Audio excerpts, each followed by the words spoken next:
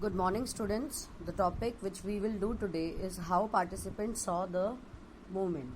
As we discussed that Salt March and civil disobedience movement was started by Mahatma Gandhi, and now how the participants, those who participated in this movement, how they saw this movement. So different social groups they participated in civil disobedience movement, and now we get to know why they joined this movement, what were their ideals, and what did Swaraj mean to them.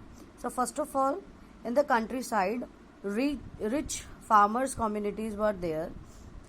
In Gujarat they were called Pattidars, and in Uttar Pradesh they were called Jats.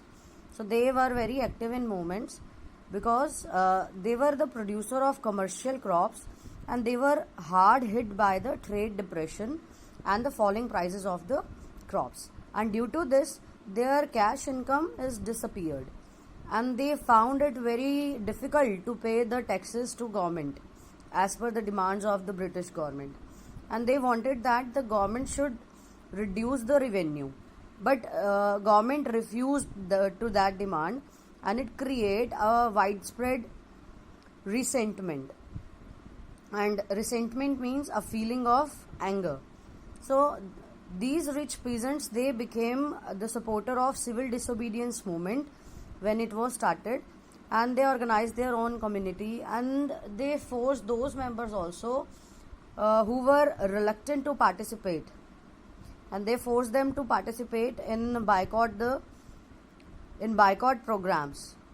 So for them the fight for Swaraj means the struggle against high revenues. But they were deeply disappointed because when this movement was called off in 1931 by Mahatma Gandhi, and when this movement was called off, so the revenues rate was not revised at that time. So when Mahatma Gandhi started this civil disobedience movement again, so many of them they refused to participate. Now the poor farmers they were also interested in lowering the demands of taxes by the British government, and as well as because these poor farmers they were small tenants.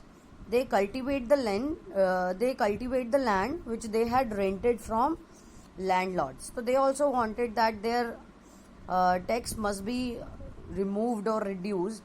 Their demand is that because they also didn't have any income source because of the trade depression and falling prices, so they wanted that the unpaid rent which they have not paid to the landlords, that rent should be remitted, and that is why they joined so many movements, and they often they led by socialist and communist. Now Congress was unwilling to support no rent campaign which was demanded by poor peasants, because if Congress would support them, then the landlords or the rich peasants they might get upset. So that is why they did not want to support this no rent campaign in most of the places. So that is why the relationship between the poor farmers and the Congress was remained uncertain.